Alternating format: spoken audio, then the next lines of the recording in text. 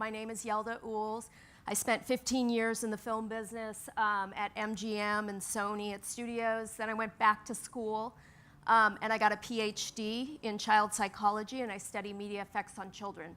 And I do research with UCLA. I'm an adjunct professor there, and I work for Common Sense Media, a national nonprofit. And I am very passionate about the subject of diversity, and I think of diversity as a very big umbrella, which we will explain tonight. So I'm going to tell you why I'm passionate about this. I was born to two Persian immigrants who recently came to the United States to attend Ivy League colleges. My mother never returned to Iran, and she raised me in the US with my stepfather, who is a 6'5" wasp. My mother's my size, stepfather, my husband's that tall too.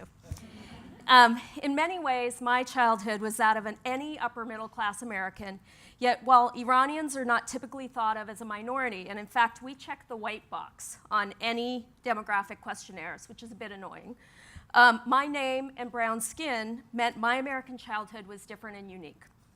And these experiences shaped me. In my early career in the film business, the first movie I was solely responsible for was at New Line, and it was called My Family, AKA Mi Familia. It's an intergenerational story of Mexican immigration. Different ethnicity than mine, yet the story was familiar to me. I could relate, given my own family's story of migration. And I also knew the story was about families, a story every single person should be able to relate to. And in fact, Francis Ford Coppola, who was the executive producer, was a child of Italian immigrants. Unfortunately, the movie went on to critical acclaim, and it debuted at Sundance, but it did really poorly at the box office. And that's the place where real success is judged in the film business. I went on to supervise 15 films in my career, but Mi Familia remains the one I'm the most proud of. I'd never get the chance to make another story so reflective of the American experience. Today, in 2016, unfortunately, the film business isn't much different. These types of stories are still not told. Women, different ethnicities, people outside of the norm, our stories are deemed not commercial, and not interesting. And too many casting directors, screenwriters, producers, executives, agents still think stereotypically, often unconsciously, when they're putting together content. So we still have a long way to go before we accurately reflect each American story. Tonight is about why and how we change the stories we reflect, how we can change the stories we reflect in the images that we all create.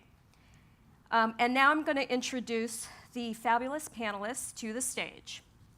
So first of all, we've got this incredible group in a wide variety of storytelling experiences. The first one is Stephanie Allain, and she is an independent producer and the director of the LA Film Festival, which is the most diverse mainstream film festival in the world. Come on up. And then we've got Ann Crommett, who you heard referred to. She joined Google in December 2013. She's currently the entertainment industry educator-in-chief, working to shift perceptions of computer science in mainstream media so as to encourage more diversity in the field, a position she created. Come on down. Alexis Garcia, he is a partner in global finance and distribution at William Morris Endeavor Entertainment, WME, which is a top talent agency in Hollywood. He serves as a consultant to financier and corporate clients in the entertainment and media space, including the NFL. Come on in. Molly DeWolf Swenson, who is the Riot CMO. Molly is a member of the founding team at Riot, an LA-based media company, which was recently acquired by the HuffPost. She's one of the most prolific female virtual reality film producers under 30. Molly. And last but not least, Cenk Uygur, founder and main host of the Young Turks. Cenk, pronounced Cenk, is the founder and CEO of the Young Turks LLC and the host of the flagship show, The Young Turks, a daily 2-hour show on YouTube. Come on. Thank you. So I'm really glad we didn't do this on purpose, but we ended up with a real nice, balanced cast of characters, diversity right here on our stage. Okay, so tonight we're going to talk about diversity, diversity in storytelling. And to start us off, I'm going to share with you some comments made by Shonda Rhimes, who spoke on a panel I was lucky enough to attend at the White House last month. Shonda said, "I think diversity means having a world that looks like the actual world looks. It means having a world that looks normal. Diversity is everyone's voice, everyone is represented, everybody who expands the world is shown and seen." This is what I would like us to think of tonight when we refer to diversity. It's not just about the color of your skin. It's about reflecting the range of diversity in all ways: gender, body type, education, ethnicity, and more. It's not about adding one person and then checking off the diversity box. A person is not diverse. A group of people is diverse. And that's actually came from Shonda as well. Diversity is the world as it actually is. So, what about today's media world? How are we doing with diversity? The good news is user-generated content means more diversity than ever. These are YouTube stars, and that anyone has the opportunity to share their point of view and identity to the world. Platforms like YouTube create stars of all shapes, sexes, ethnicities. Network and cable TV today reflect more diversity than ever before, with hits like Blackish, Glee, Orange is the New Black. The plethora of diverse experiences represented exhibit large strides in our industry, especially on television, not so much on movies. But even though media content has changed, biases still exist and persist, not only on camera, but also behind the camera, and that's what we're going to talk a little bit about tonight. In executive suites and behind closed doors, many times we aren't even aware of these biases because they occur without us realizing it. And that's because of something we've become aware of. The scientific world, the social science world, has sort of led the way about unconscious bias. If you think about the world we are in today, we are bombarded. And in fact, this piece of information came from Google, so we know it's accurate. We receive 11 million bits of information every moment, but we can only consciously process 40 bits. That means 99.99996% of our mental processing is ruled by our unconscious. And that means the majority of the biases we hold, and we all hold them, we all do, I hold them, it's normal to do so, they're unconscious. These unconscious biases can limit the diverse experiences we reflect in our stories. Unfortunately, in today's media world, biases still persist, both explicit and implicit, and unconscious. So that brings us to our panel. We're going to now draw upon the experiences of this incredible panelists to get us an idea of how these biases play out in their worlds. This part of the panel is going to focus on problems they see, and we're going to hopefully go through it quickly so we can get to solutions. And after we've heard from each of them, we're going to take a look at solutions. So I'm going to kick it off with Stephanie. Stephanie, hello. Nice to see you. How are you? I feel like I'm on Oprah. Yalda and I go way back to Columbia. Columbia. Yes. It was called Columbia back then. Columbia Not back even then. Sony. So the prompt was, what are some of the roadblocks and problems you see in your field to bringing diversity to storytelling?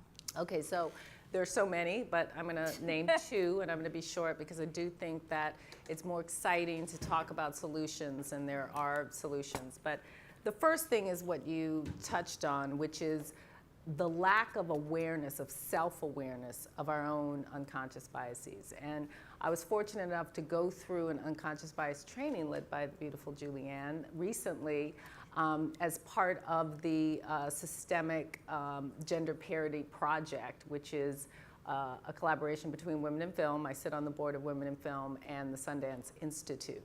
And what was so revealing was the fact that, you know, I'm the woman who brought you Boys in the Hood 25 years ago yesterday, and I've been in this space for as long as that, and yet I was blown away by the fact that I had all of these unconscious biases that I wasn't even aware of. You know, I'm like the beacon for diversity here and this and that, and I'm carrying this. And, you know, the self-reflection to understand that, I think, is really the first step.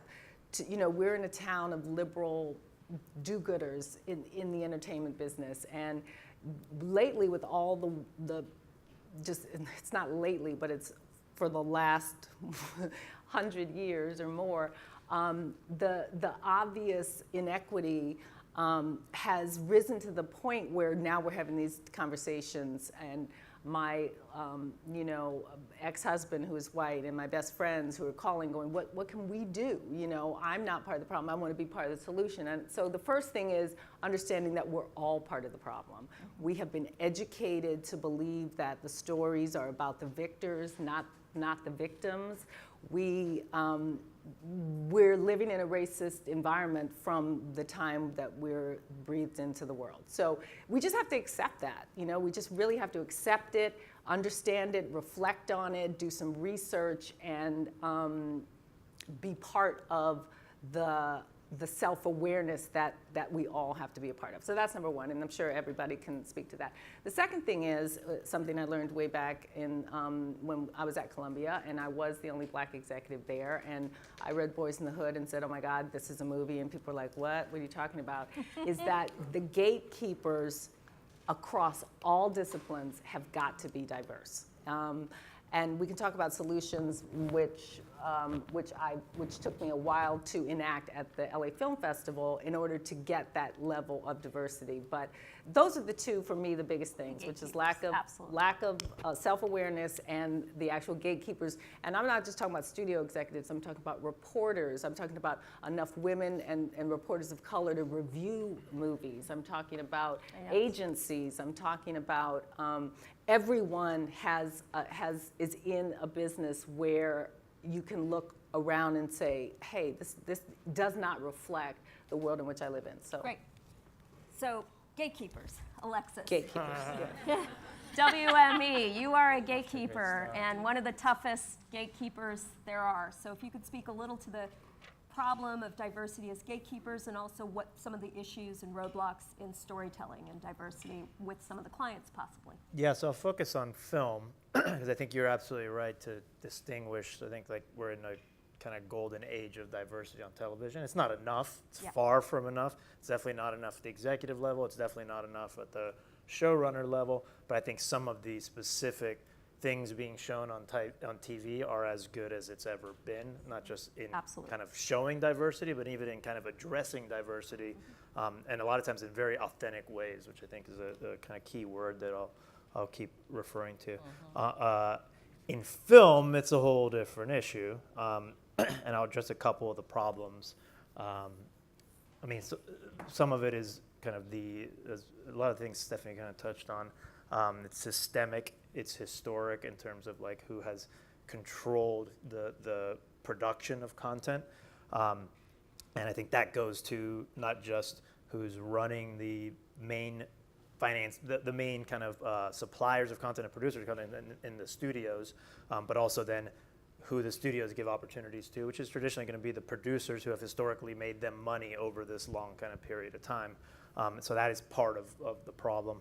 I think part of the problem too is in film, which is going to be a harder one to fix, but it's more one to acknowledge and accept that it's a problem and accept that if you're committed to diversity, you can't use this problem as the excuse for the not doing something, which is that film, way more than TV, is internationally driven and movie star driven, and there aren't enough diverse movie stars, and we can't just say, here's a new movie star that's going to be valuable and finance your movie.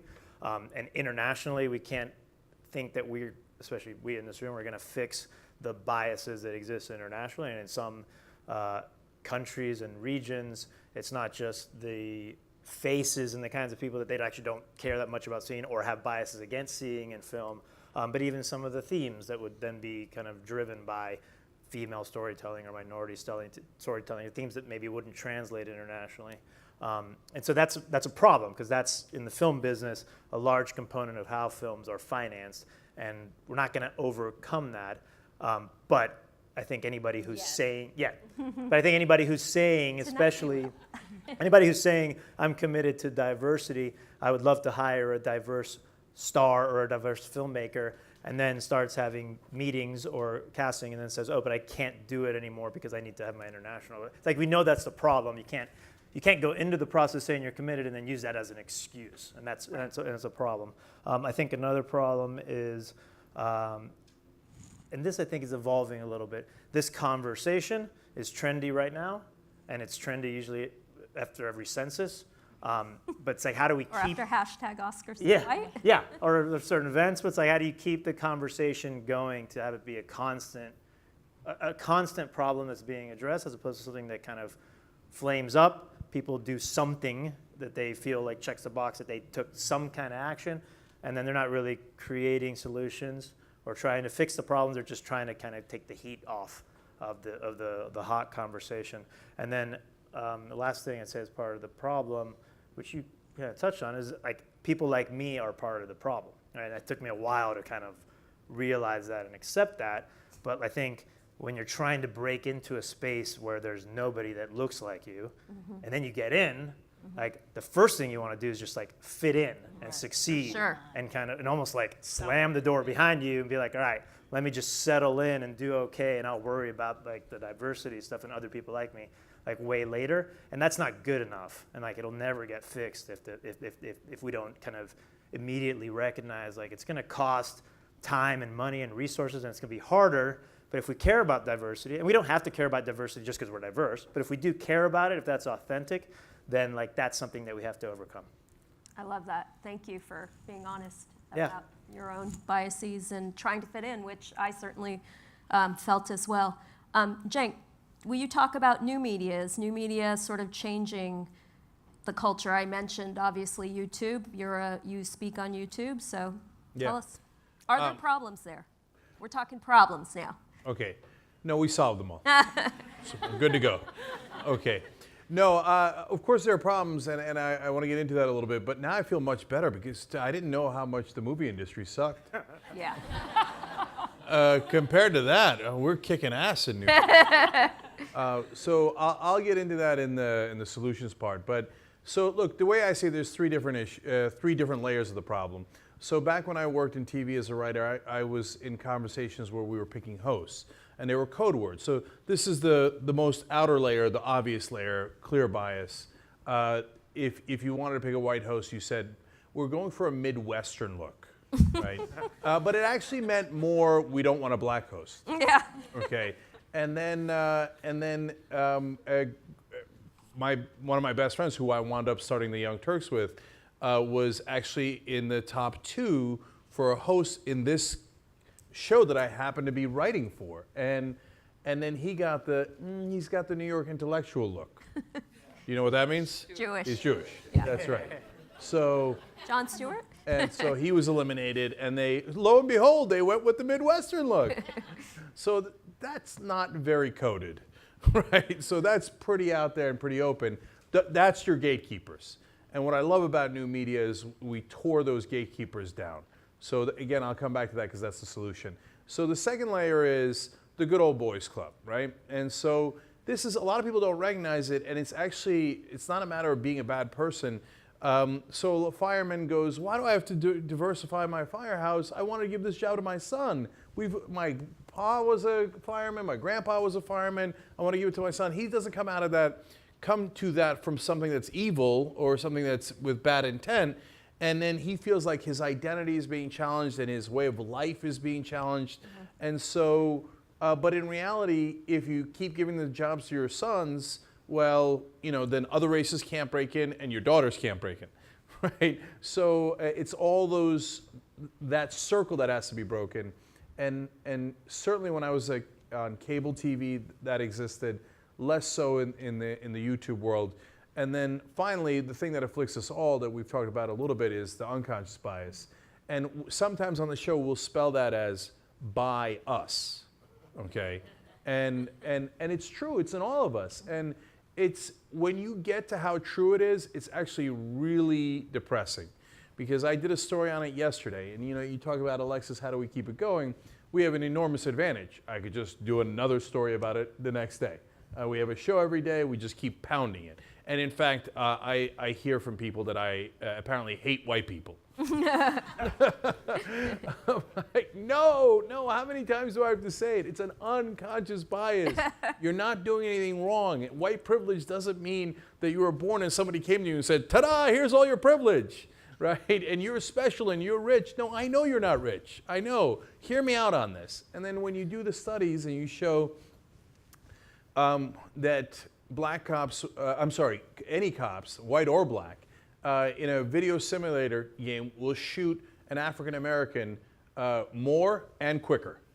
Well, and they didn't test as racist. And by the way, in some of these studies, they test whether you're racist. They don't ask you. It's not like they're like, hey, are you racist? And they're like, nope, got it covered, right? They have ways of testing that as well with words and codes, etc. And people who test as non-racist, and then you'll put them into a situation and you'll show pictures really, really quickly. You know how some of these studies are done. And when they see a black face, they register fear, they react negatively quicker. So that's so depressing, right? Because, God damn it, that's in all of us because of the media, because of stereotypes before how we grew up. And a lot of people who work at the Young Turks are black, and then you're like, to find that out in such a stark way. And, you know, the Fox News of the world are like, oh, you want to be victims. Who wants to have a reaction where if somebody sees your face, they're afraid or they have a negative reaction? Nobody wants that. Nobody wants that. So no matter what part of the media you're in, that's unfortunately in all of our heads, and we have got to get it out of there, right? And we know this. Anybody who took Psychology 101 learned about the teacher in Kansas who did the blue-eyed, brown-eyed study. Kids that are blue-eyed, you know, you're inferior, brown-eyed, you're superior. She flipped them later. It works either way. And it's not just that the brown-eyed kids who were told that they were superior felt superior and did better in their tests. The blue-eyed kids who were told that they were inferior immediately felt inferior and started doing poorly on the tests. Yeah. So that is what we've got to work towards. And as good as I think new media is in terms of tackling these issues, that's one we got to tackle together. All of us, for sure. Yeah. Molly, what about VR? How's it going to tackle, and what are some of the problems that you see in this burgeoning industry? Yeah, I mean, I think I want to talk a little bit more about sort of what I've seen historically in sort of my career trajectory, and then get into VR a little bit, because we all know, or if anyone's been to a VR conference ever, it's like one of the most homogenous environments you've ever seen.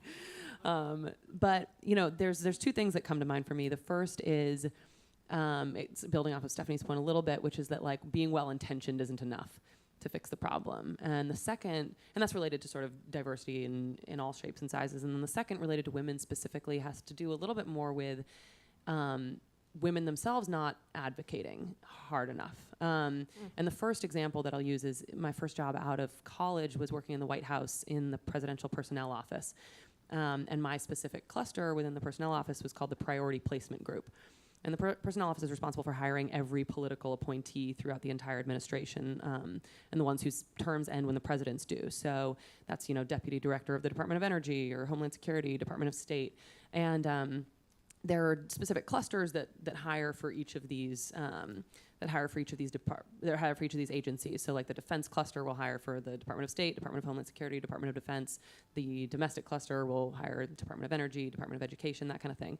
And my group was called the Priority Placement Group, and there were only 4 of us in it, and we were responsible for finding candidates that fit within specific priority constituencies of the administration, which were women, LGBT candidates, disability candidates, African American, Latino, Asian American, and people who worked on the campaign.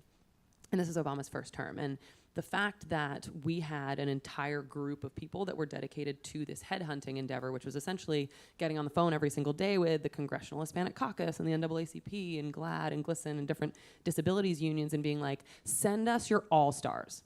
Doesn't matter if they're public sector, private sector, doesn't matter if they're beginning of their career, later on, like anyone who's just a fucking badass we want to talk to.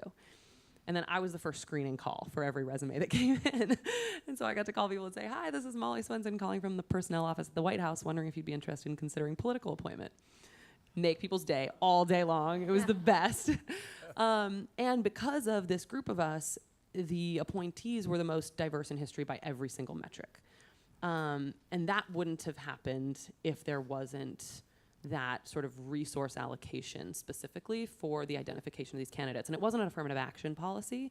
It was simply like, let's go and seek out these people and then put them in the running with everyone else who the other clusters find. And if they get the job, it's because they're the most qualified. But self-selection and good intentions aren't enough. No. Is the first. And then the second was when I came into a position where I could be hiring at Riot. I was the first hire there, and my co-founder, Bryn, basically would hire anyone who walked in the door who was enthusiastic about working for not very much money, which selects out like anyone sort of more low income, and that's one thing. But what I noticed was over the course of 3 years of hiring, all of the women in Riot were getting paid less for the most part than the guys. And that was not because I wanted to pay women less, but because I literally had to pay everyone who walked through the door that we hired as little as they were willing to work for. Otherwise, I was putting the company in jeopardy because we were a pre-profitable startup. And any startup that's pre-profitable and any company that is profitable, you put yourselves at risk if you pay people more than they're willing to work for, more than they're incentivized for. So women just repeatedly came in and didn't negotiate with me at all. And I'm not going to be like, negotiate, I'm going to pay you more. I couldn't. So chronically, women were underpaid. And now literally as of 2 months ago, I have like the ability to sort of tell people that they can advocate for themselves because now we're owned by AOL. They have slightly deeper pockets than Riot did 4 months ago. And, but that was something that, I sort of saw across the board, like, okay, women, I don't know, for whatever reason, maybe they're earlier in their career, maybe they just like haven't before. Women advocate for yourselves. Those are sort of two of the parts. So we've heard that, lean in, definitely, and I definitely have applied that to myself as well. Julianne, so storytelling, did Google see a problem in the storytelling? Were there not enough women scientists in television and movies? Such a wonderfully leading question. Great. It's funny because hearing everybody talk, I feel like a bit of what we do is a confluence of so much of what you all are talking about in different ways. I think, and by the way, I'd like to connect something that you said, Molly, with something you said, is the idea of when you got in the door, it was a matter of survival. And so with women not necessarily asking for enough money or the same amount of money is the same exact concept as you were like, I just need to stay here and I'm not worried about bringing more people in, right? It's a mindset of survival versus a mindset of success.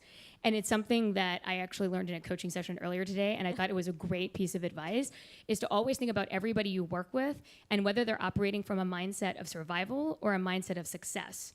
And interact with them and work with them accordingly to work toward a mindset of success if they're not there. And I thought that was such a great tidbit, and I wanted to make sure to say it because it sort of came up in what everybody said in some way, shape, or form. Our work at Google is really interesting because it's an intersection of the idea that none of these issues, or as I like to call them, opportunities, I like to reframe words, that these opportunities don't exist in isolation. So what happens on screen quite literally affects what happens off screen, right? So our on-screen perception is often stronger than reality, which is a lot of what we're talking about with unconscious bias and how we get reaffirmed over time of our opinions. And one of the areas where this has happened is around career perception and professions. And so when we see this, you know exactly what I'm talking about. There's an association of male manager, right? Male director, male scientist, right? And usually white, usually straight, usually sits in a closet and has no friends and is on the spectrum of some kind, yes, and wears glasses, which is fascinating when you think about it, because in the tech world, people have heard of LASIK or of contact lenses. So if you think from a character perspective, like let's just think here, let's kind of delve this out. And what's amazing is, over time, we've seen a drop in the amount of women majoring in computer science in the United States. There's many reasons for this. It was around 38% in 1984 at the introduction of the personal computer and what we might call hard computing, all the way to the present. It is now at 18%. It is the only STEM profession that has gone down over time, STEM for women. For African Americans and Hispanics, it stayed steady at less than 10% each, which is in alignment with the rest of the STEM professions, which is science, technology, engineering, and math. And what's really interesting about this is that one of the reasons that's been suggested for this in research is the marketing of video games and personal computers to boys over a very long period of time. Another theory is that the definition of work changed. It went from being secretarial, because a computer was the next step after a typewriter, to being a hard science, quote unquote, which then suddenly had more value and more money, and you saw a flip of who was in it and what gender was associated with it, right? These are many theories. And when we as Google did research to try to understand, okay, we know that's happened in the past, but why today are girls particularly, and more recently we did a study on Black and Hispanic students, not pursuing this as a career? And the number two reason, which accounted for almost 30% of a high school or college girl's decision to pursue computer science, was their perception of the career. That those adjectives I described earlier that you were all nodding your head, well, that worked for high school and college students too. The girls were saying, that's not for me. That's for the smart person over there, which is a lot problematic going on in that statement. I can't do it with my friends because there's a social element there missing. And interestingly, I can't change the world with it. So this association of, if I know how to program, if I know the language of computing, I somehow can't make an impact on the world, which all of us in this room know is not true. The most and greatest inventions and innovations, especially in social change, have actually come from technology. And so Google sat back and said, okay, wait, that's one of them. Adult encouragement, by the way, is only 1 percentage point higher at around 31%. And then access and self-perception, which is that I am worthy of doing this, I can do this, I can learn this, which is also attached to larger perception. So when Google decided, okay, we need a pipeline strategy not only for women, but for everybody, because, I don't know, in 4 years, in 2020, the Department of Labor has said we're gonna have 1 million technical jobs going unfilled in the United States because we haven't trained a technical workforce to fill them. And so being Google, they're like, okay, so we're gonna solve this not just for ourselves, but we need to solve this for everybody. It's the 10X thinking. And so we need to work with Hollywood to look at the narrative. And that's where my job comes in, is that looking at that intersection of storytelling and how that has a tremendous effect on perception of self and perception of career. And I'm talking about it a little bit in the solutions, Right. but that's basically what we're looking at, and it's a crazy intersection. Yeah, and that's actually a perfect segue to solutions and also to why storytelling. So, as you've heard, each of these panelists work in the storytelling field in some way. They're actively trying, they care about these issues, and they're actively trying to get a more accurate and diverse picture of the world portrayed on screens. Why storytelling, though? And this is something I feel extremely passionate about. I've spent my entire career in media, first as a media executive, now as somebody who studies media. Storytelling, I think, is part of the solution because we're spending more time than ever, as I said before, with images, stories, information, all that information that is bombarded with us. Kids, teenagers spend almost 9 hours a day, every single day of the week, consuming media, and it's only going up, and globally as well. And this content, as we know, and as we heard, both consciously and unconsciously frames and shapes our thinking. You know, in psychology, we think about priming images that you see starting at a very young age shape your thinking, and most of it is unconscious.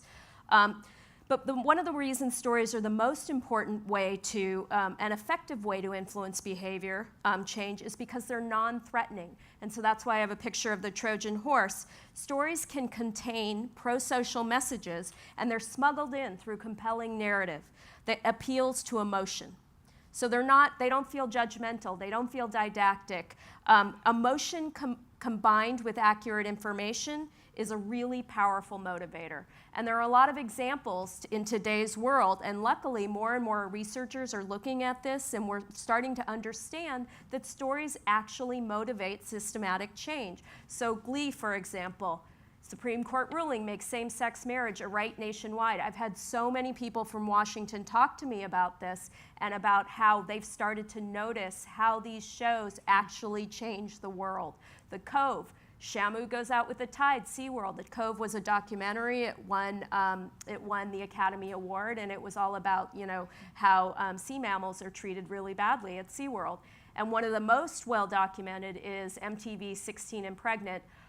The U.S. teen birth rate has gone down and it has steadily gone down, and a lot of people give these reality TV shows credit, and there's actually evidence for it. And in fact, the producer, the producer of East Los High, which is a show that is, I think she's in the audience, is it's on Hulu, it's on its 4th season.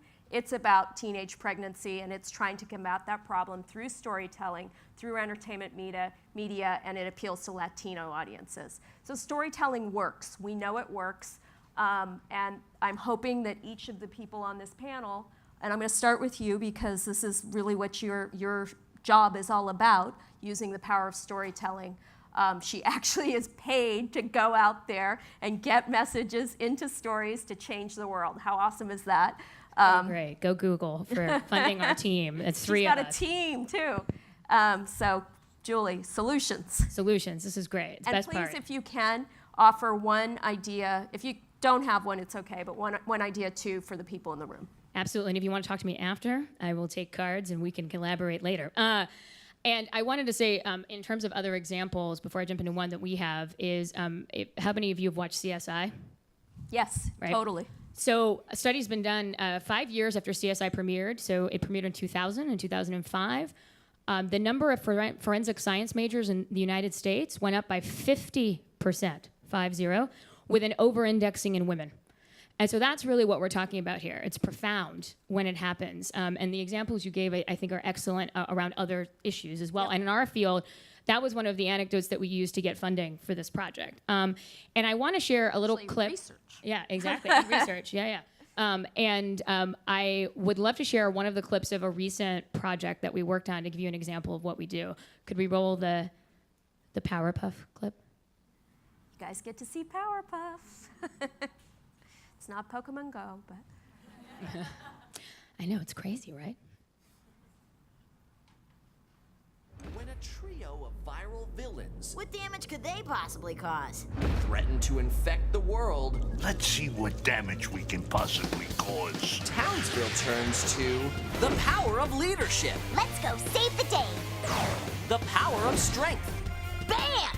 Check out the firepower. and the power of Remember 2 weeks ago when I made that Mojo meme generator? That was you? Or when I made that Pug Your Mug app? creativity. This is amazing! If you nurture your talent, you could be a software engineer or work for NASA. Get ready You telling her. Now I have to fight the Amoeba Boys. for Viral Spiral, coming in June. Bubbles! We have to stop them! You gotta hack us in there. The Amoeba Boys versus the Powerpuff Girls. Game on!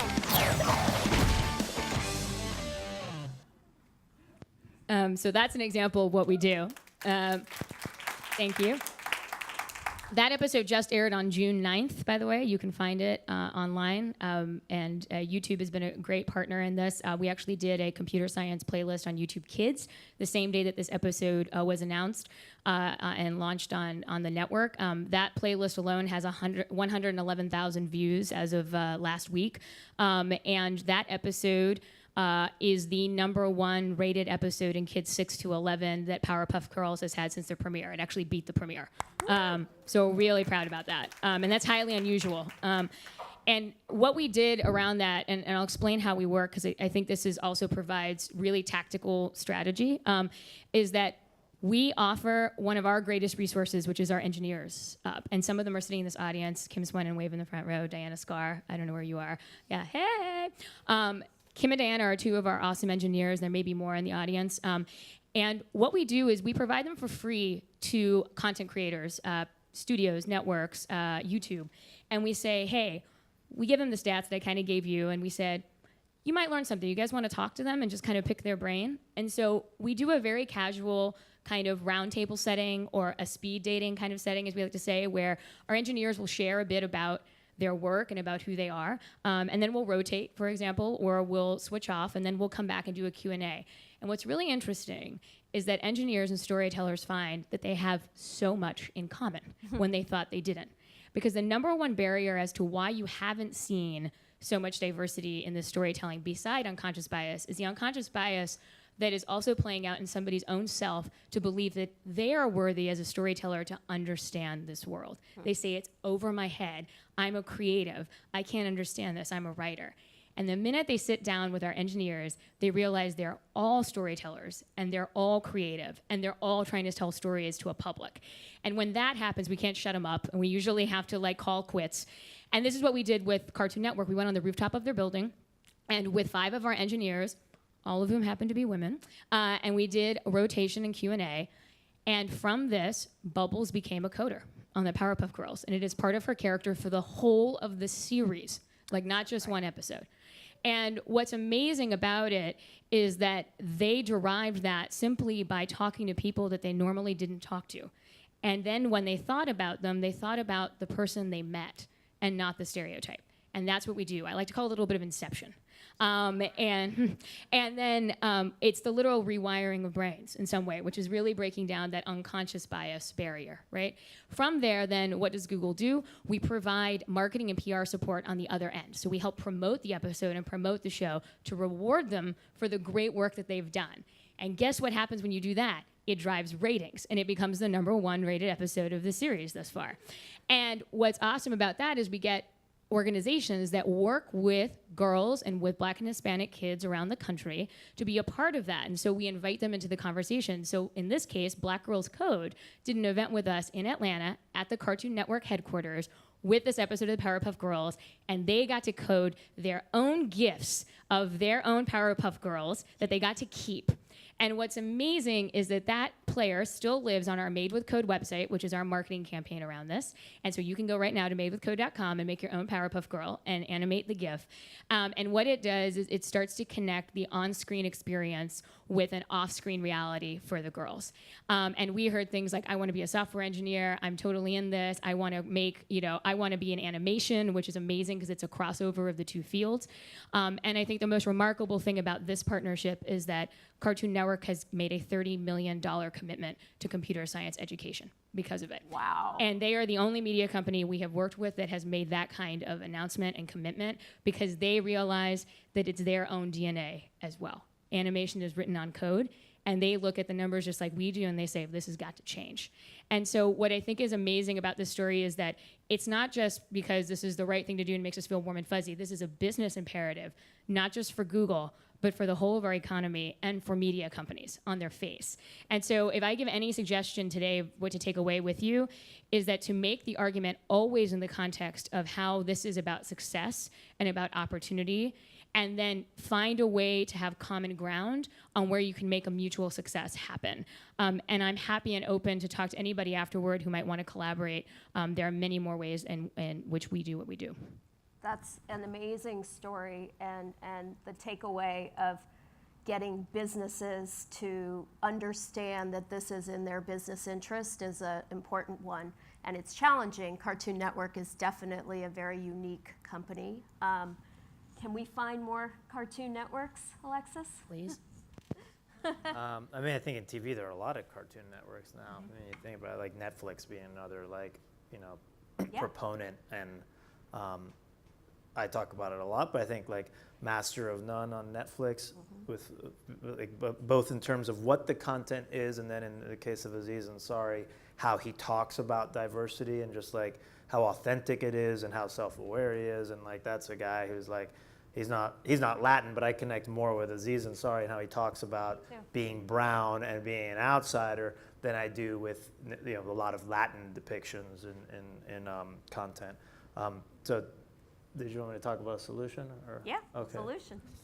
Well, I think what the kind of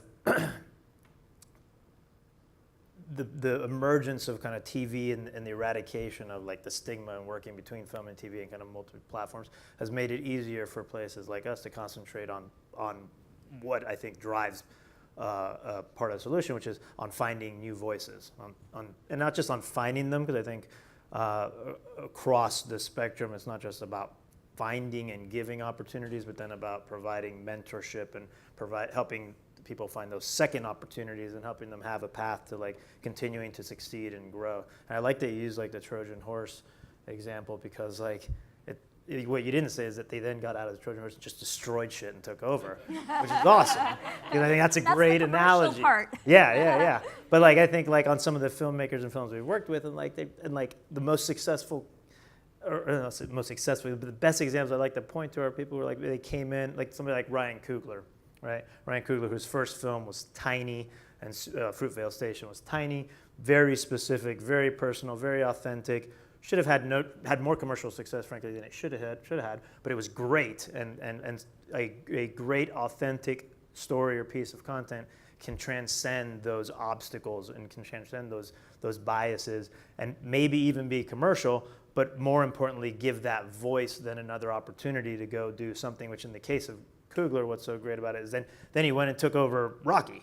Right? Then he went and appropriated other pieces of the culture, and he's doing 12 Angry Men, and he's doing a Marvel movie. And it's like, we can't force somebody to be interested in that, but that kind of example of a storyteller and an artist who comes in, does something that seems like he's, that movie seems very narrow and specific, and like, oh, maybe he just wants to make African-American movies. It's like, no, he wants to make these big movies, but he still wants to make them with people that look like him and artists that look like him, stories that reflect his experience. And I think finding more of them is part of the solution. And one more solution, which is, I think at the corporate level, a lot of companies, maybe even most of the companies, have something that they're doing, have some initiatives, have taken some action, or meeting or conversing in it. But then it's like, what about the other people that they interact with, right? So like big producers who really supply most of the films, like, I don't think they sit around thinking about how do we have more diversity in our production company. But like they're taking a lot of those slots at the studios. So a studio might say, we have this diversity initiative,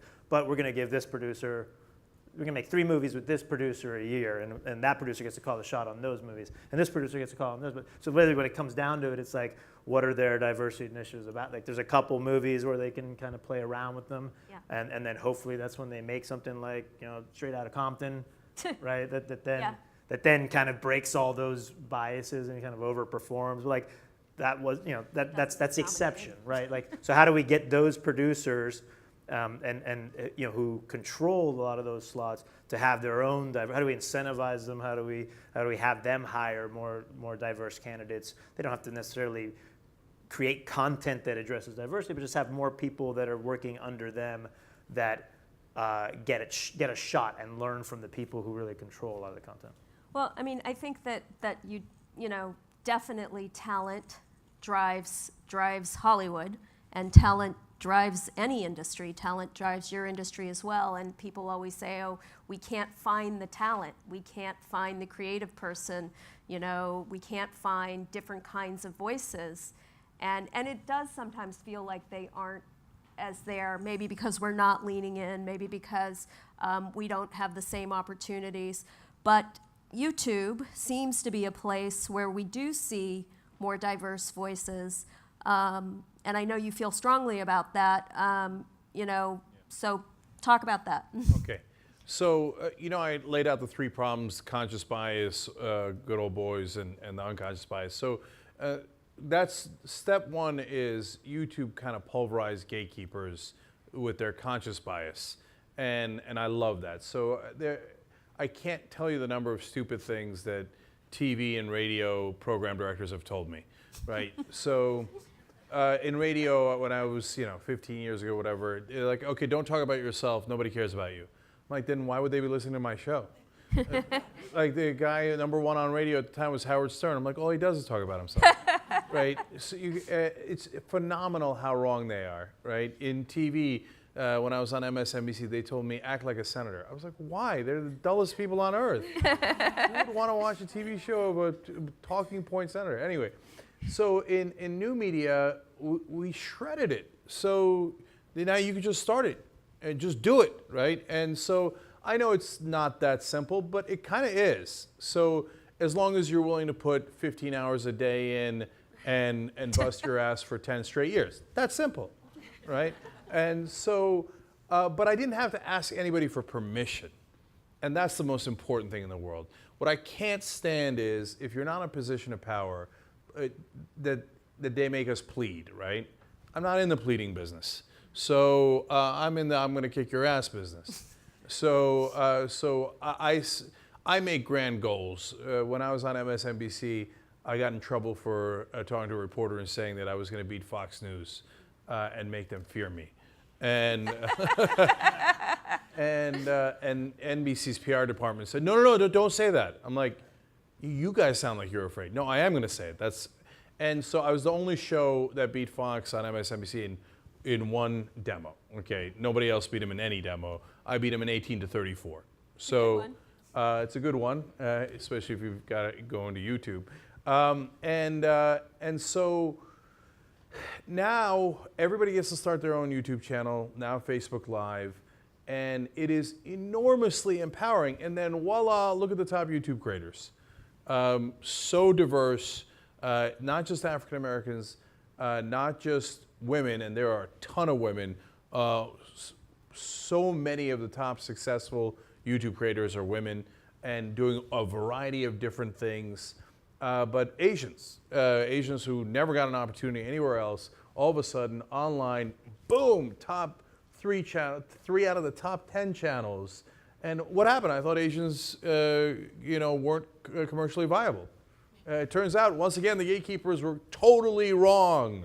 Asian leads will never sell in China. Right?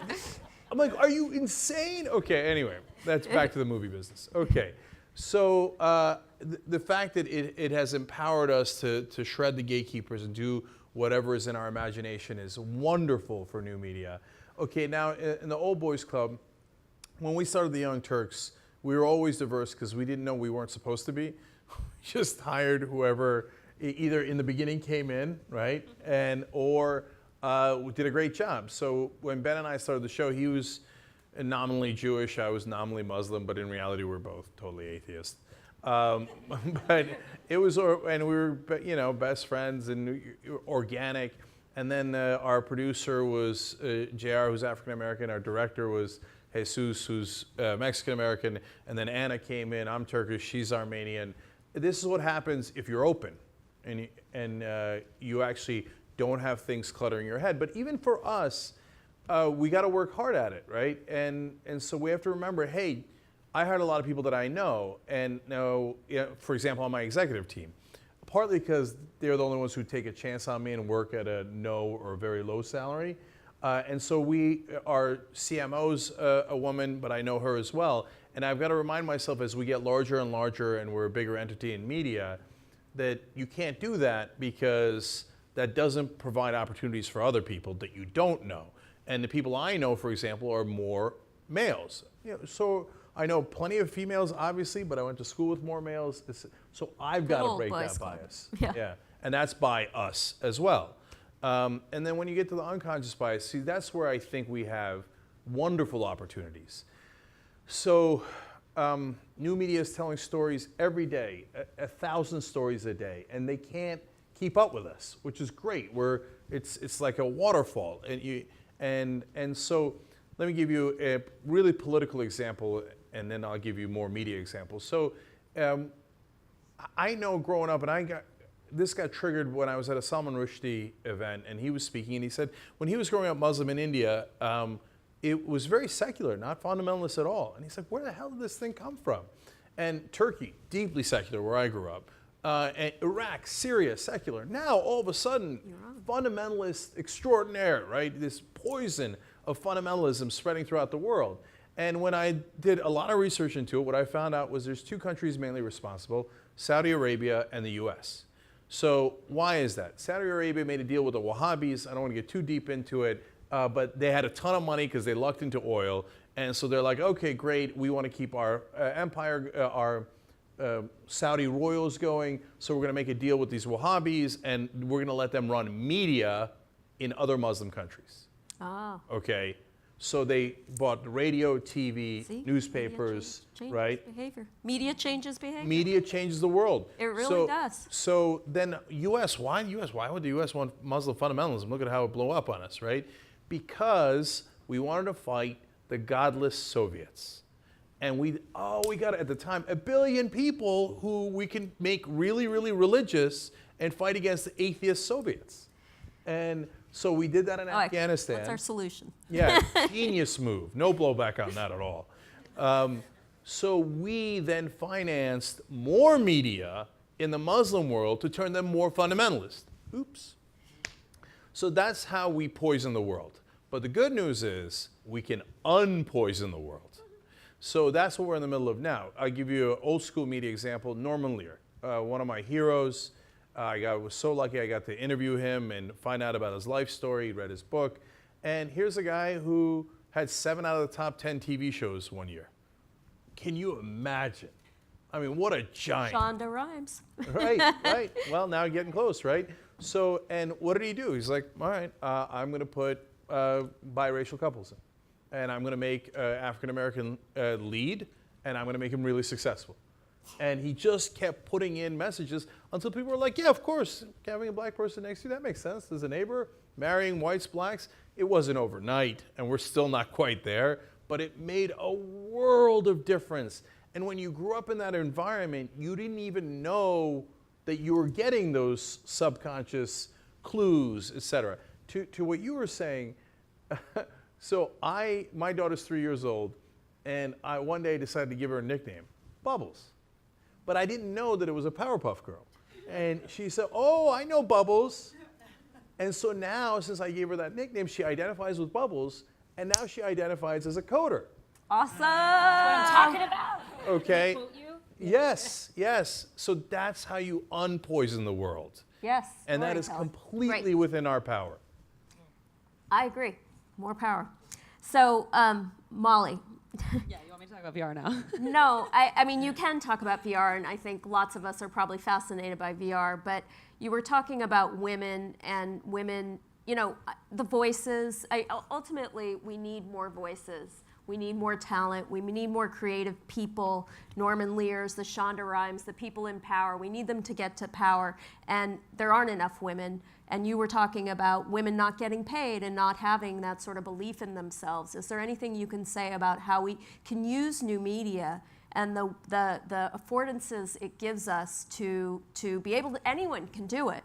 Why aren't there more women doing it? Yeah, I mean, I think that one of the reasons that Riot is so bullish on VR, and how many people, by show of hands, have seen immersive virtual reality in one of the headsets? Got a lot, okay. So you see how transportive it is, right? I mean, I think that when we talk about virtual reality, we say, you know, you're not showing a viewer something, you're taking them somewhere. And this idea of being able to sort of stand in someone else's shoes is this notion that Riot has for our entire existence, trying to figure out how to do really well. We had like a really failed experiment with Google Glass. No offense to anyone who worked on that here. But this idea of, oh my God, it's the first time you have some sort of a technological mechanism to put someone in someone else's shoes and record content and not just show what it looks like from their point of view, but what it looks like to be looked at in that way.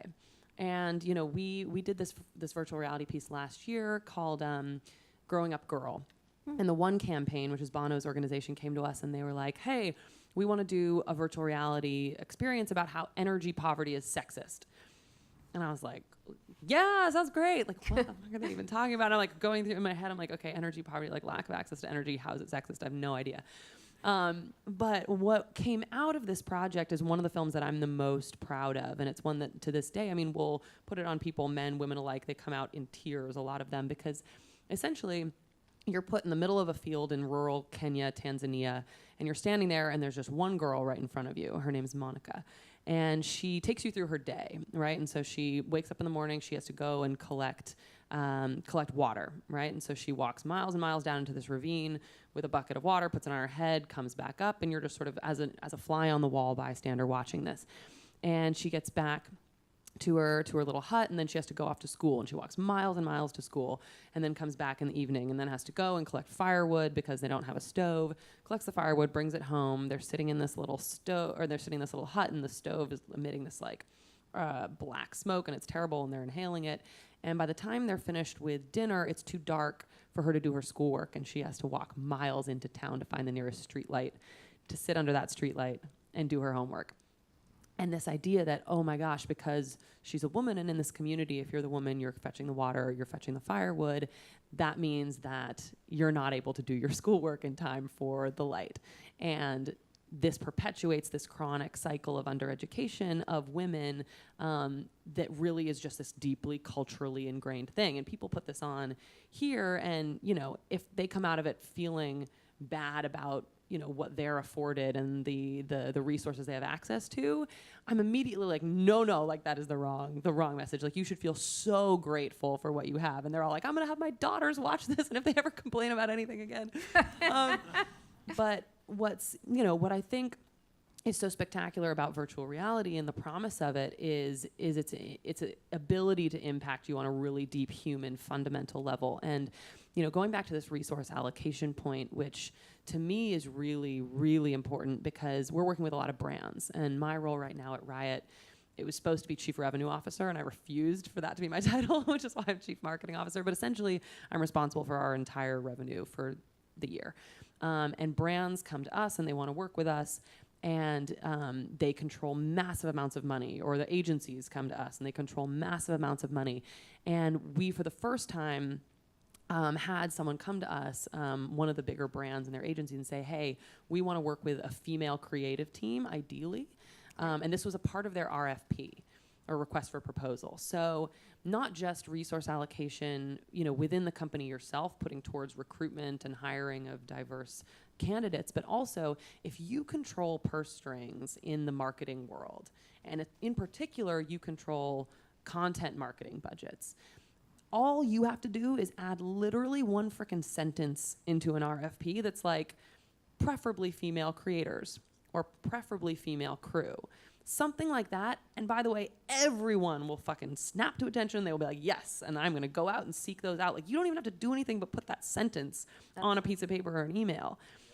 And everyone else will do the work for you, because that's what we did, right? And we were like, oh, great, yes, we were going to go out and find the most badass female crew you've ever seen. Yeah. And to me, that's one of sort of the biggest things that's huge, and that's actually what a lot of the people in Hollywood talk about too. And Gina Davis Institute did the first study about looking at crowd scenes in movies, and she found that 17% of crowds are women, the rest are men.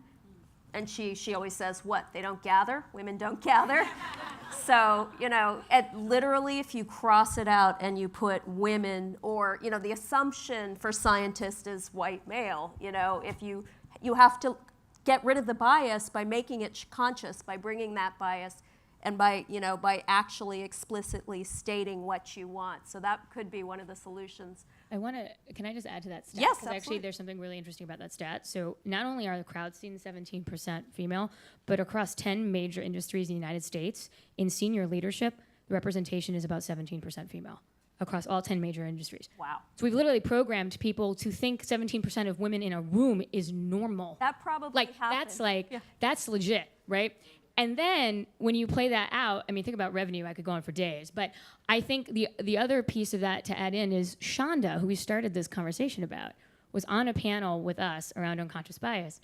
And after hearing this, went back and had her casting team pull out every background actor's name in every episode of Grey's Anatomy. 17%. No. And it's Shonda Rhimes. So this is how pervasive unconscious bias is. Of course, she immediately remedied that. Now, if you look at Amy Backgroundstein, it's 50-50, just FYI. But she shared that story after hearing this from Gina on this panel. And I love to, like, when anybody brings us that up, I like to say, you're not alone. Shonda Rhimes is with you. And now it's time for change, So I just wanted to add that in. Fabulous. No, I love that. And it's really interesting as a scientist. I'm like, 17%, the correlation. So, Stephanie, I'm going to end it with you, baby. So I was so fortunate that Boys in the Hood was my first film 25 years ago, because it ingrained in me that authentic storytelling could be commercially successful, it could be critically successful, and in fact, as you were pointing out at the beginning, changed the drive-by black-on-black crime culture in South Central. So that was my first movie. I was like, okay, well, that was me too. I'm just gonna do more of this. And again, you were talking about Aziz, like you're not the same, but you're related. So Robert Rodriguez came in, and basically for the last 25 years, I've been producing movies, and now I'm in television with women and with artists and directors and writers of color.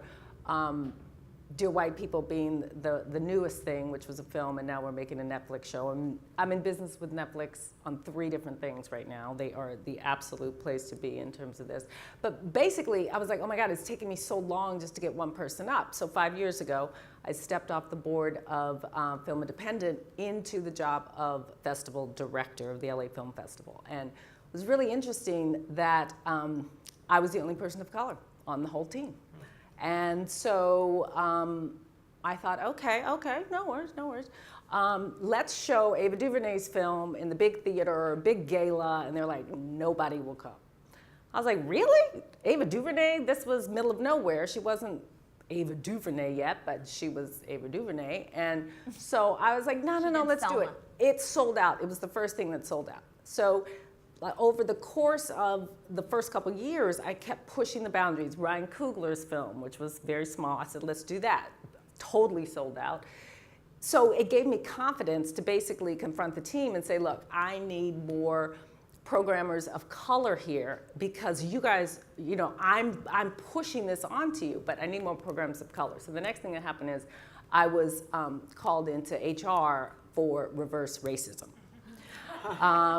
And I was like, okay, just bring that on. And so I said, look, I'm not trying to fire you. I just want to add to the team. I'm actually going to go find money to add to the team, okay? And they're like, no, I can program any movie anywhere. I don't, and the things that they were programming had black bodies, but mostly directed by white male directors. So I said, okay, that's not going to work. So it got to the point where I literally had to fire everyone. That's a big deal, right? But that's what it took because the people that I had in my employment don't know, don't show, and don't care about what's going on in the hood. So it was that impactful a step to take in order to find people who believed in the mission. And by the way, the mission of Film Independent, which produces the festival, produces the Spirit Awards, produces Film Independent at LACMA, is to support a group of artists who are, number one, diverse, innovative, and have a unique point of view. That's been the mission for 30 years. I was like, how can we be the festival not enacting the mission of the parent company? So we're going to do it. And so I hired a whole new team, and I, very emphatically, I hired women, I hired people of color, I hired lesbians, I just made sure that I was getting what I needed. And then we said, okay, now how are we going to do this? Because everybody's saying there's no women, there's not, they're not good enough. Like, where are those good, worthy films? And so basically what we had to do is outreach, because people don't know to submit. They're like, that's not for me. So I'm not going to submit. So the things we were getting, we couldn't find it there. So what did we do? We called Femme Fatale. We called HBCUs. We reached out to say, hey, do you know a friend? Do you have a friend who's made a movie? If they're in post, we should look at it. When agents call me to push white male directed films on me, I say, hey, where's your women? Where's your people of color? Like, you have to not only have the intention, which somebody was talking about, then you have to take action steps to make those intentions real. And so basically what we did is we found all of this material that was allegedly not out there, and then instead of, we created groups. We said these are like 5 amazing films by black women, right? And here's 5 amazing films by filmmakers of color. There's 6,000 submissions. There's only 40 or 50 spots. So those films were competing amongst themselves, as opposed to saying, I have a white film and I have a black film. Ooh, what am I going to do? We were looking at the best of that group and pulling from there. So the last couple of years, we've had over 40% of the films directed by women. Last year alone, 30 of the films, of the 45 or 50 films sold out of the LA Film Festival in the middle of June. You know what I mean? Which is crazy. And but what's good about that is there's so many programs in town for diversity and this and that. And then what happens? The people who are in those programs get stigmatized. And then they're looked at as, oh, you got in because you're in that program. So I don't know if I'm going to use you. Jobs is the only thing that's going to change it, because when you have a peer situation and you realize that the person next to you is bringing in the good scripts or finding the good talent, you stop the unconscious bias of, oh, she's black, or oh, he's this, or oh, he's that, and you just look at them as peers. And that's what really needs to happen, I think, in terms of really eventually, I don't even call it diversification, I call it just equal representation. There's 50% of the world are women. So 50% of the stories that are told should be told by women. It's just a no-brainer. Yeah. That's it. Well, thank you all. I mean, you all have amazing, amazing stories, and we could stay here all night and hear them. And I'm so pleased that all of you guys care. You're doing something about it. We're going to open it up to questions, and hope you guys have questions for the panelists. And then we're also hoping that you guys can all commit to one action, share and repeat it. You know, we've heard some solutions, find the unique voices. Fire everybody, change the RFP, cross out the line in the script, create your own channel, get a business to bring it, you know, to make the business case, which I really wish we had more data to make the business case. There is data. I know, so why are Data's people, we biased, need too. that data. Data's biased, No, too. but there is data that is The pro-business. UCLA study, the Daryl Hunt study. Yeah. Yeah. Yeah, Yep. I would love to have any data to create some kind of resource.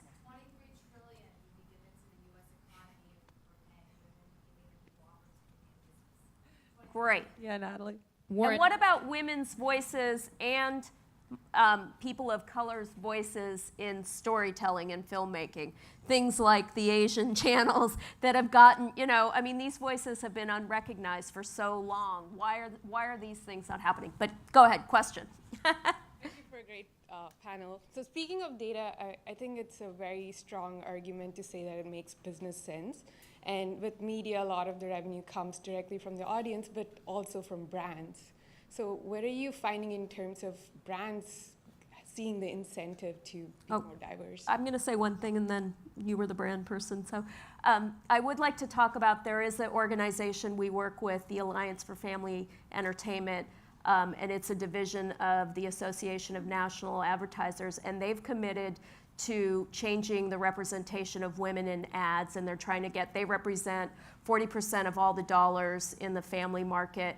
You know, people like Clorox, people like Unilever, Coke, and they've made a commitment to, by 2020, the 100-year anniversary of females' right to vote, to have accurate portrayals of women in the brands. And it's already made a difference. This one woman who was a CMO who heard about this, got some photographs, and it's not even just about increasing numbers, it's also the way women are portrayed, and she killed half of her shots. I mean, that was just one thing. She just had to have the actual eye-opening experience and realize that some of the pictures she was looking at were offensive. So it's things like that. So that's one thing brands are doing. Yeah, no, I mean, what's so interesting is that we get so many requests for proposal in that are like, the target demographic that we want to reach is the elusive 18 to 34-year-old woman, because like she's not engaging as much with my brand, or she's not engaging as much with this medium. And for some reason, it just doesn't translate into like, oh, maybe the person creating the content for this market should be also a woman. And you know, that's something that we, you know, we're trying to work on. And you know, it does go back to the fact that there is, in a lot of ways, a dearth of women commercial directors, and you know, we can go all the way back into that. Why is that? But the fact is, like, there just has to be the awareness of it first. I mean, that is absolutely the first step. And I think that having the awareness of it gets us to the point where we can actually begin to collect data that's going to be, you know, relevant to all of us. And, you know, I think that, I don't know how many of you work for brands in the room. I don't know if any of you work for agencies in the room, but again, like what we're talking about, just that first step of sort of being aware of what to look for even, or aware of what to ask for, is the first. 70% of all purchasing decisions in America are made by women. Why don't we make? I would also add to, we do a lot of unconscious bias work, as Stephanie referred to earlier, within the entertainment industry. This is starting to bleed into the advertising industry because they're hearing about what we're doing in the entertainment industry. So I'm very hopeful. We've already done one presentation for an ad firm, which I'm curious if it's the one that submitted the RFP to you. There are more to come, and we've already heard back from different partners that they are starting to make different decisions about accounts that they even sign up for based on that work. And so I do think there's a heightened awareness to action that's happening right now, thanks to it being trendy, that hopefully will sustain. So I'm very hopeful for what we've seen. Thank you. Yeah, let me jump in real quick too. So I just want to mention purse strings in two different ways. First of all, Molly is a great point. If you control the purse strings at a brand or an agency, you would be shocked at what people are willing to do. So if you've got all that money on the line and you say you want women represented, oh, they'll be represented. So if you're in any position like that, that is a great place to exercise power in the right direction, right? So, and then the other purse string is all of us on a macro level. One thing I was encouraged by, I'm not usually a fan of corporate power. I'm progressive. I'm a little worried about corporate power. No offense, Google. You guys are the good guys. Appreciate you. Do no evil. And WME, you represent us. You're fine. So one great part of it, though, that I was surprised by is I was at a Google event, actually, and there was a bunch of ads that were run that were not U.S. ads. They were international ads for some giant brands like Coke and Nike. And I was like, oh my God, look at all the Muslims in these ads. It was so foreign from an American perspective. And then you realize, oh right, there's 1.6 billion customers out there who are Muslims. And so there's the power of these groups, whether it's Muslims worldwide or women in America or worldwide, eventually that power must be addressed, because that is buying power, it is consumers, and corporations will go towards money. That is what they're designed to do. So let's at least use that as an advantage too. Great, thanks. So actually, I have a question on that, but for the gatekeeper, and I'm sorry you're being held up as that in this panel. But I used to be in entertainment, and I heard it time and time again, oh, well, stories about older women don't sell. Stories about, minorities don't sell. And then I saw this great meme with the latest Star Wars, which said, minorities and women can't lead a film. And then it was like, biggest grossing movie of all time. Yeah. So I'm curious, since it's being proven wrong again and again, why is that still the pervasive tagline that I feel that the gatekeepers give when projects come up that are diverse? So it depends which gatekeepers you're talking to, right? So where I sit, where I track a lot of independent films, I know that at least in those niches, like old people movies do really, really well. In fact, this year I think was like one of the best years theatrically of movies that targeted older audiences that performed way above expectations. And so now when you go and talk to the studio who has the responsibility of hitting all four quadrants and having merchandising coming out of films, all right, that movie's not going to be the one that moves the needle for them. Wait one sec. Do you guys know 4 quadrants means everybody, basically, all demographics?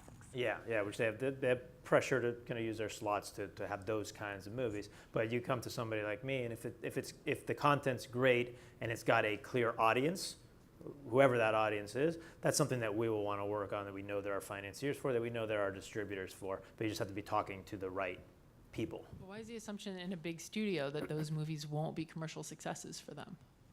Well, commercial success, I think you're using as a relative term, which is like relative to like the cost of the movie. Will the movie make money? What I'm saying is the pressure on the studios is to find movies that can not just be successful relative to the budget, but be successful to all people all around the world, and activate other parts of the studios, like other parts, like have theme park. Can't those movies do that? What's that? Can't those movies do that? Is my point. That's probably a harder argument. I don't know if there's much actually evidence at the box office that maybe there is, but you know. Well, if that's the case, is that not part of the work to convince those big studios to start actually telling? Well, it really has to start with the money. It has to start with the box office. So if Yeah, like merchandise, like old people movies. mean, You're not going to Star create a lot of Wars- toys from old people movies. Star Wars starred, you know, but it was a big action Boys was movie. about an old guy, or what's his, the Up?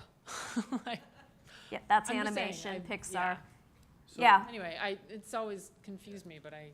Yeah, there's two different things. Movies are different because you can't make the damn movie if you don't have a star attached. And so it's hard to break that cycle. And Right. so if all the stars are already white or already males, Yeah. so that's the Scarlett Johansson controversy recently. Although that's a little maddening. You know, they couldn't get, so if they made a movie with that was supposed to have a female Asian lead, it might actually do astoundingly well given what a percentage of the world is Asian, right? But they can't get the movie done if they don't have a giant star attached to it, and there isn't already in their mind a giant Asian female star. So it's that we got to break that circle somehow. And by the way, you're 1,000% right. In that story I told about when they were looking for the cable host, and they said they eliminated a black guy because he wasn't Midwestern. The #1 show in daytime TV was Oprah. I'm like, I'm pretty sure black people do pretty fine on TV. And then when they eliminated New York Intellectual, and this is part of how you break is I raised my hand.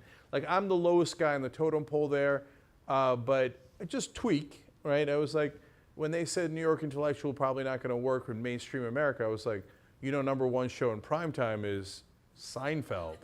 Yeah. Okay. Right? And I just left it at that. But it didn't work, right? But you keep doing it and doing it and doing it. Eventually they go, oh, right, Seinfeld, Oprah, right, Star Wars. Oh, my God, why didn't I think of that? But they don't until you pound it. Thanks for mentioning Ghost in the Shell. I'm actually from a website called Race Vending, and we're a group of fans that advocate for diversity in media. So we've been doing programming at Comic-Con. We have a streaming show on SN.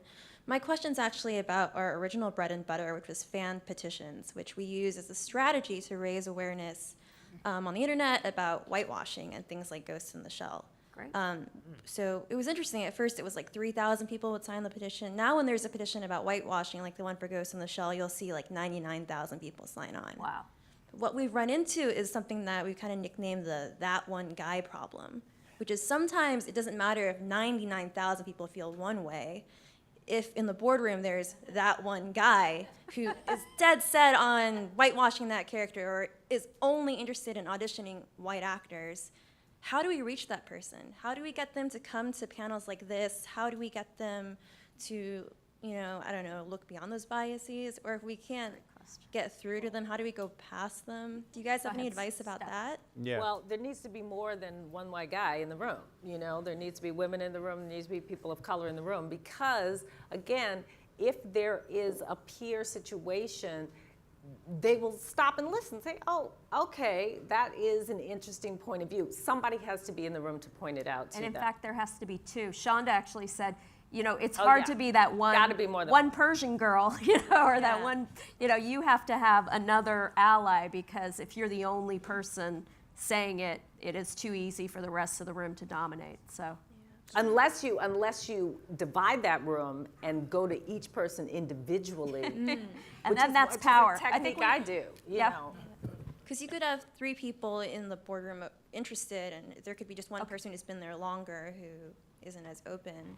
And I'm wondering, what can fans do about it? What can media consumers do about it? Support with their dollars. We have only a short time, so I'm gonna ask, because we have 2 other people with questions, and why don't we, after we're done, you can go ahead and talk to any of us. So go ahead. So kind of going to your point about we all have implicit bias. Only 2 more We just questions. need to acknowledge it. And that test you mentioned you took where you're like, oh shit, I actually have bias. How do we get more people to take that test? We all work, I was at Creative Artists Agency, Sony Music, we all have harassment and diversity, like old school videos, it's really outdated. Can that test be in it? And how do we, we all work at companies, ask for that test to be there. There is a great test, and I don't know if you guys do it, but it's online. Harvard has it. Yeah, I don't think that's you the one can I do took. it. You have to companies license make it. Is that that part the of one the you're talking policy? about? Yeah, it's open to everybody. So the implicit Yeah. association test at Project Implicit at Harvard, you can Google it.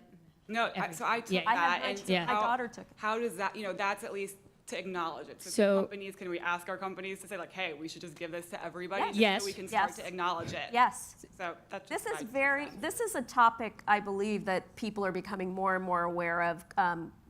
Companies, Pixar's I mean, there's a lot of companies that are cutting edge do it. that are actually doing this kind of training. So I think it's going to hit mainstream. And there's also a group of at least 30 very high-end individuals within the industry who've come together for the Systemic Change Project. And part of that work is to create various different ways in which we can make that change. So there'll be a peer group that will go and sit down with the heads of Columbia and the heads of Warner Brothers and explain what's happening and then give them the test, and then they will be a convert, and then they will say their team has to do it. And so it's a growing. It's happening. It's happening. The right moves are happening. You work I'll outside bring of it up. media. Yeah, and I'll bring it up tomorrow. I have a meeting, a diversity committee meeting tomorrow at our agency. I'll bring it up. Yeah, absolutely. Yes. Alexis, Yes.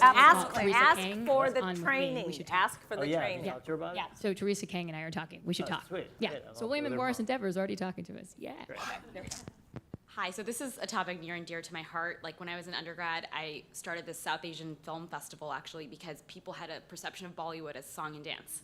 And I was like, that's not what being Indian or South Asian is really about. There's like a huge range. And I'm really excited you guys hosted this panel. My question is, I think there's a huge problem with pay in the media industry specifically. I think someone made a comment that when you are underpaying or paying below market, the people you're getting are often people who can afford that lifestyle for a long period of time. And media executives are notorious for getting tens of millions to hundreds of millions of dollars of pay packages where people at the bottom are like paid below poverty line kind of wages in America, and then people complain about why there's no diversity in the academy because people can't come from the top or from the bottom up. Like I know I'm an immigrant, like I would never be able to afford to live on a media salary. And then I went to Bollywood and I tried to say, okay, in Bollywood is this different? What I found was that people there, it's the same story. It's really the rich people who are running Bollywood and their kids who are running it. So my question is, I know you had a startup situation, but my question is, what do you think people can do to actually change the salaries from the top to the bottom? Because I think that's part of the problem. That's what I'm observing, but I really want to hear it from practitioners. So we have an open source tool that I don't think has gotten as much press as it could, which at Google, we ran a pay equity analysis through the entire company and figured out that actually we don't have a pay equity issue overall for the whole company between men and women. However, there is a large percentage of women when they join Google, they get a 30% pay bump from their previous job because we pay at salary level for levels of jobs and we don't look at previous salary when we do that. And so what we did is we actually open sourced our entire analysis tool that anybody can use and run through your entire organization and figure out where are the differences and discrepancies in your pay, and if you need to ameliorate them, to do it immediately. Because we feel like one of the ways to do this is to make the processes transparent. And the more you make it transparent, the more people are held accountable. So that's one like really specific way that Google has started to try to tackle this question of pay equity and to hold ourselves accountable. And I actually, since I'm not as current in this business, and when I was in the business, I was a senior executive and I got paid obscene amounts of money. I thought they do pay the higher level executives a large amount of money, but I've heard the business has changed, that it's more sort of reasonable, more business oriented in pay. But do you still find that the top people get paid an insane amount of money? Is it changing at all? I think that's not really the question.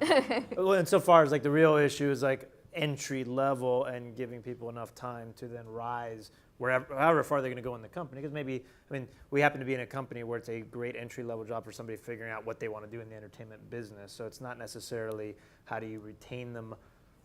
First of all, it's how do you make sure you give more people the opportunities to have that job for whatever amount of time they want that job to be, so then they can find more opportunities. But then for people who do want to stick around, how do you address retention, which I think is what that goes to, is like if you want to try to rise and get to the higher ranks, which is going to take years, what kind of programs can you put into place at the company to help with retention?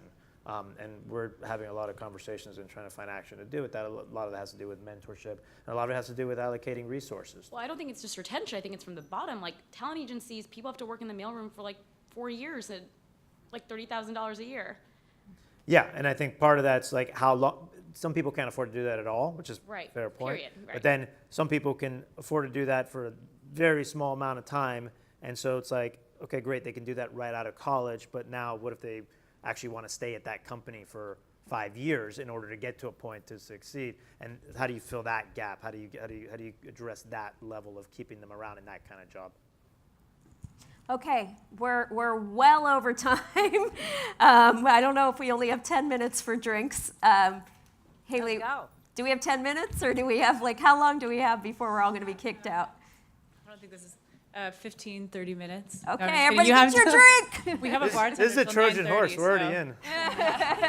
Yeah, exactly. Let's give these guys a round of applause. Thank you so much. Thank you, Google, and good job. Thanks. Oh, so loud. Thank you. That was so exciting. interesting.